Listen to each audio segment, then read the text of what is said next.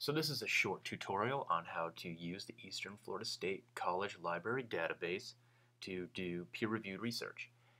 Most of you should have encountered peer-reviewed research on the last paper in your Comp 1 class.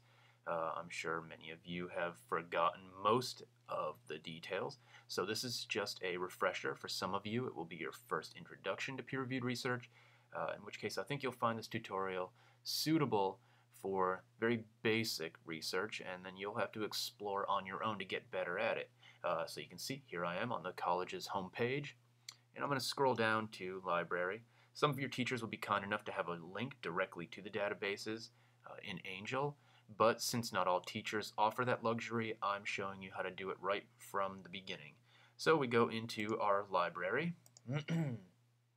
and here you see we have advanced search. Now if we use that, it's just going to throw everything it can find at us, and that's going to be a real mess. So let's skip that. We have databases by subject.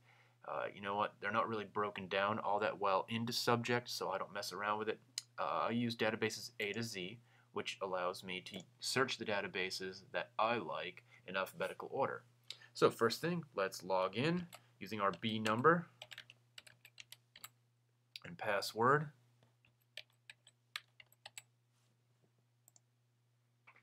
Okay, so as promised, here are all of the databases we have in alphabetical order, and you can see the list is pretty long. There are only two that I'm concerned with. As far as I'm concerned, these give you the best bang for your buck. The first one is literally the first one on the list, AcademicOneFile, and we'll talk about that in just a moment. The second one that I really like is JSTOR. But for the time being, let's focus on AcademicOneFile because most of what happens in AcademicOneFile also happens in JSTOR. So here we are, AcademicOneFile, and this is just like most other search engines. You know, whatever you type in here, it's going to give you a bunch of results, and the better you get at searching and narrowing things, the better your results will be.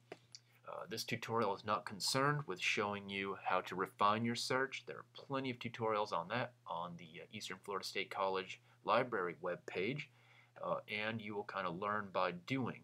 This tutorial is concerned with just showing you how to do basic peer-reviewed research. And to do that, you need to make sure that the two documents with full text is checked and the two peer-reviewed publications box is checked. Once you've checked those two, the rest you can kind of play around with to get better results, but for now, this is what you need to know to get started.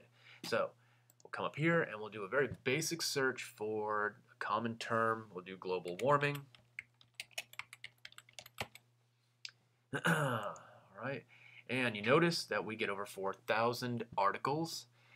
So these, as you can see, academic journal results over here in red, academic journals. So this is peer-reviewed research, and again, peer-reviewed research, if you've forgotten, is research that is conducted by scholars for scholars, so it is credible for using in college level papers.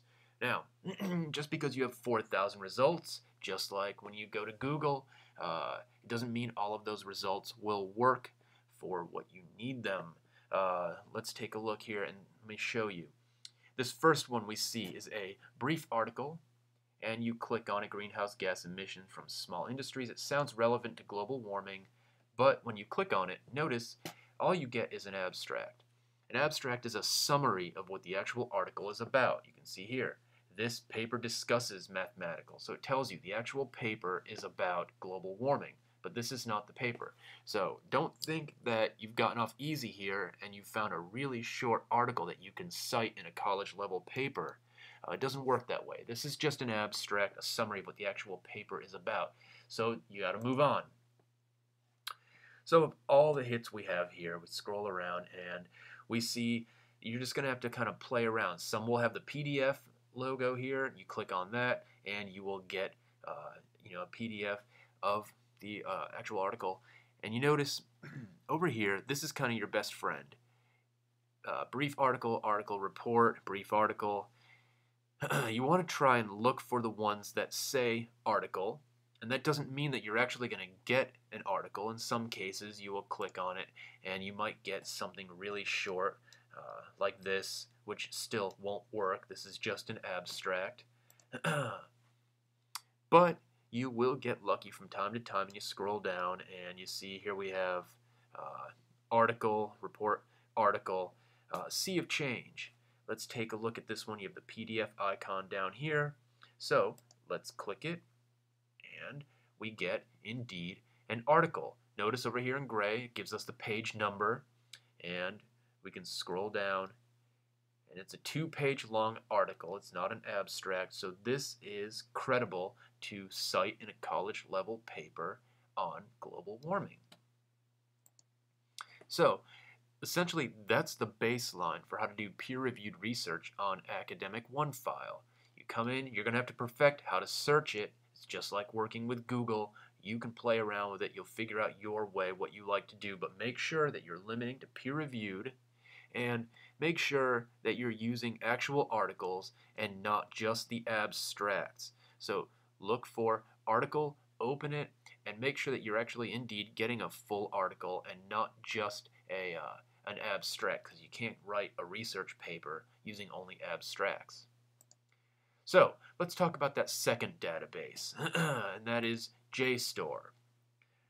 This is my favorite one. I got through graduate school pretty much only using JSTOR, and they now have a new search that includes books, but we're not really going to mess around with that. So let's stick to global warming.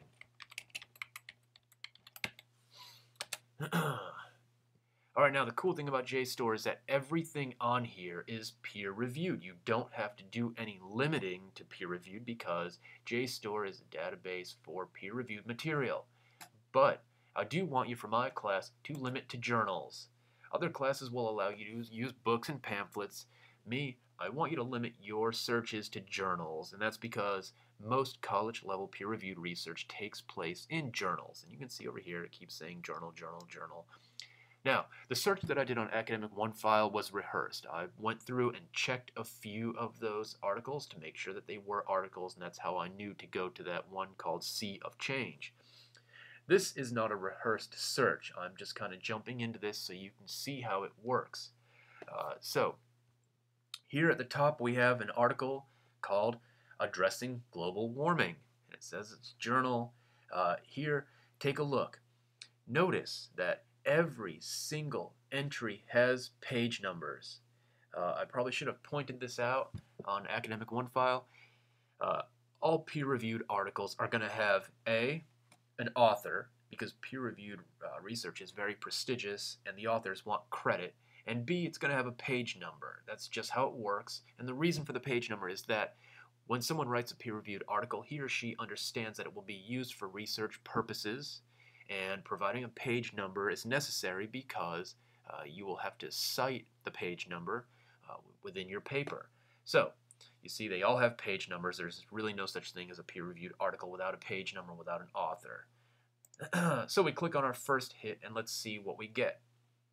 Indeed, we get a 1-page article addressing global warming. It's very brief, but it is actually not an abstract. It's just a very, very short article. Maybe you can find something you can use, maybe not. Again, you're going to have to learn how to play around with JSTOR. This tutorial is not concerned with teaching you all the nuances of the PDF, how to view the citation and email it to yourself and everything else. I'm just showing you how to start doing your peer-reviewed research. I can tell you this, I'm pretty sure that anytime you see this little swirl, it means that you're going to have to actually request or go on an extra search to find the content. So maybe skip over anything with these dots or swirls next to it and stick to these things here without the swirl. Let's take a look and see what this one gets us. So trends, 20 years of public opinion about global warming. And we know the American public is very well informed on global warming. I'm joking, of course. But here we see the article starts with an abstract, a brief summary of what the actual article is about. Don't be fooled. This is not the article. This just points you in the right direction what the article is about. And it's a good idea to read this to make sure that the actual article will help you in your research. And we see this. Global warming appears several times. over the past 20 years, there's been dozens of news organizations, academic and nonpartisan public opinion surveys on global warming. You know what? This looks like it could help in our research on global warming. You notice that, indeed, you can flip through the whole thing and see that this is an article. It is definitely peer-reviewed because you found it on JSTOR. Look, it has page numbers, very important for your citation. So this is a good source, there's your page number again, for college-level research on global warming. So, again, the two databases to use in my class, the two I think are the best and will probably serve you best in most of your classes, Academic OneFile, when you come in here, make sure that you check the two documents with full text, and the peer-reviewed box. Your other database that you're going to get the most bang for your buck, JSTOR. Make sure that when you come in here, you type in something and do your search. Make sure limit to journals. That way it's not throwing pamphlets and reviews and all kinds of other things at you. Okay, JSTOR, I tend to avoid these because it means you're going to have to do an extra search to find them. I'm not saying you can't do that extra search. I'm just saying if you have the article thrown right at you in front of your face, why not go for it? All right. I also have a written tutorial on how to navigate the databases. Feel free to use that. If the written tutorial and this video don't help you, feel free to send me an email. I will point you in the right direction on doing peer-reviewed research.